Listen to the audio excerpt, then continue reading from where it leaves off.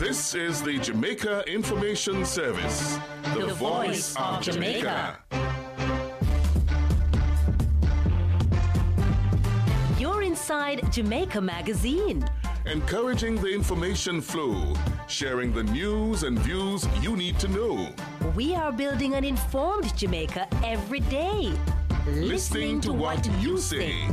It is Wednesday, January 6th. Thanks for joining us for another edition of Jamaica Magazine. I am Alison Watson. Coming up in the news, Spanish government donates $34.9 million to Agriculture Technology Center. Cabinet goes on retreat this Thursday, and ginger farmers to get help with overseas marketing.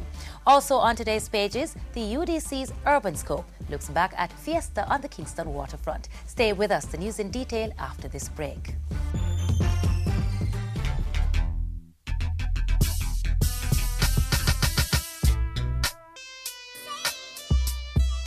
Did you know that the influenza A H1N1 virus spreads just like the seasonal flu? The flu virus spreads mainly from person to person through coughing or sneezing.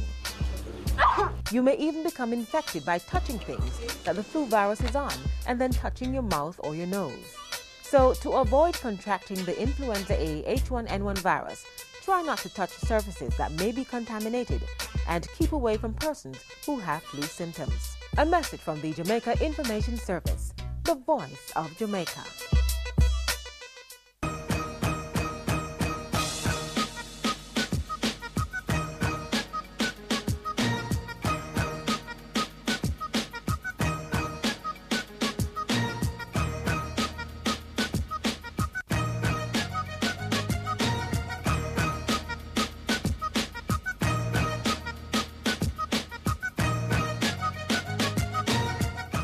And now the news. A project to promote advanced technology use in agriculture has gotten a boost with a monetary donation from the Spanish government. The Ministry of Agriculture was this morning presented with a check valued at $389,000 or 34.9 million Jamaican dollars. The money is being granted through the Spanish government's Agency for International Development. It represents the first tranche of financial support for the Center of Excellence for Advanced Technology in Agriculture, CIATA.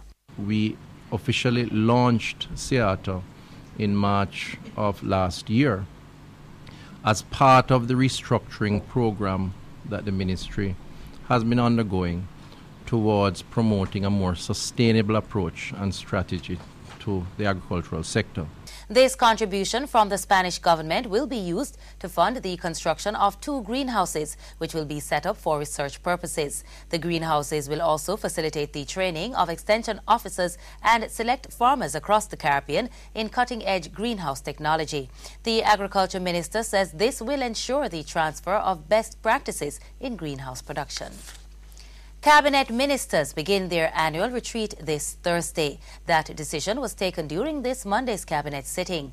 The 4-day retreat will run until Sunday, January 10.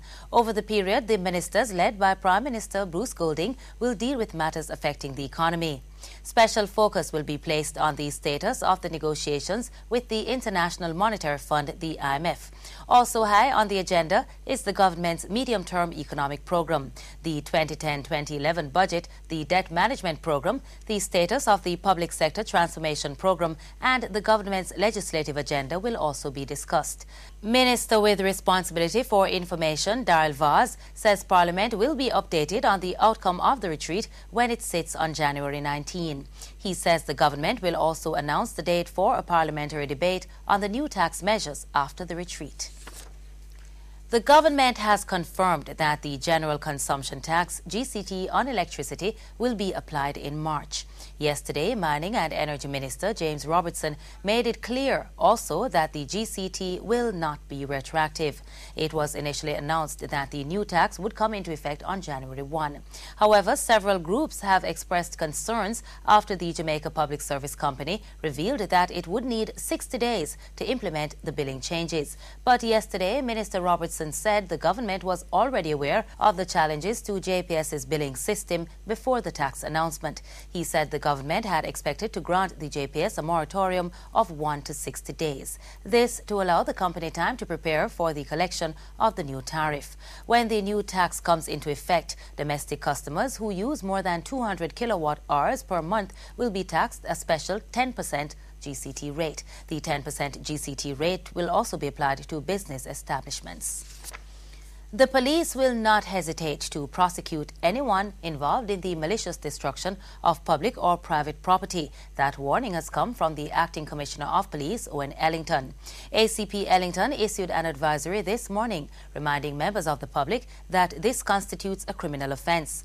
His statement is in response to reports that residents of Alligator Pond in Manchester damaged the police station while protesting a recent fatal police shooting. A police service vehicle and private property were also damaged in the incident. The acting police chief is insistent that while there are likely to be disputes between the police and citizens from time to time, there is no reason for citizens to damage public or private property. In the meantime, he is assuring the public that all shootings by the police will be thoroughly investigated and the appropriate actions taken. The acting commissioner is urging members of the public with useful information to give their statements to the Bureau of Special Investigations, the BSI. The numbers to call are 922-7277 and 967-4771. The Ministry of Agriculture will be helping ginger farmers sell their produce abroad. The goal is to rebuild a sustainable market for the product, which suffered a major decline in the 1990s due to plant pests and disease. The ministry's export division will be purchasing the crop directly from farmers between January 11 and March 19.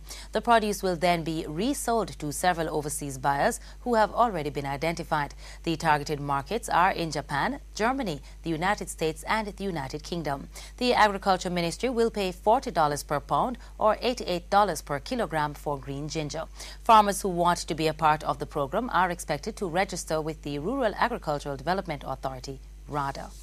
By this Friday, regular water supply should be restored to some sections of St. Anne currently without the liquid. The disruption in services affects persons served by the Claremont pumping station in the parish. Communities without water are Claremont, Fairfield, Orange Park, Golden Grove, Alderton, the Linford Housing Scheme and Rural Retreat. The National Water Commission says the problem is due to emergency repairs being carried out on the pump at the facility. Those were the stories making the news today. For more information, please visit our website at www.jis.gov.jm. Stay with us. Jamaica Magazine continues. In 5, 4, 3, 2, 1, let's go! Radio. We'll have Caricom Bills and House Matters in our features package. And now the news, I'm Kevin Clark.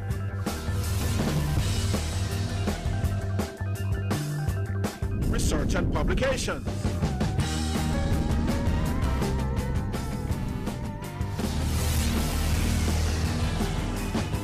Television. It's Wednesday, October 28th. We've got a hot Jamaica Magazine. Welcome to another edition of Editorial and photography.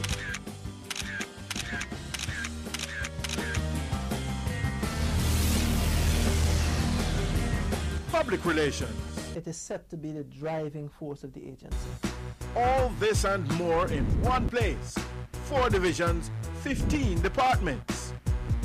The largest organization of its kind in Jamaica and I dare say in the speaking Caribbean. One strategic objective. Truth. Well told. It's the Jamaica Information Service.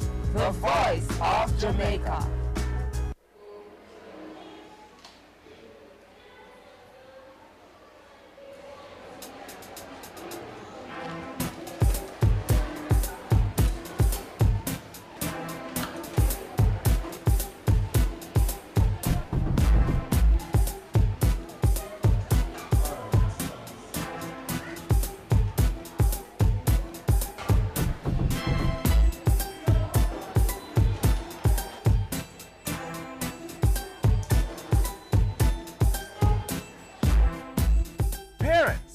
Take your place. Talk to your child about sex. The Jamaican government has a stated commitment to providing first-class early childhood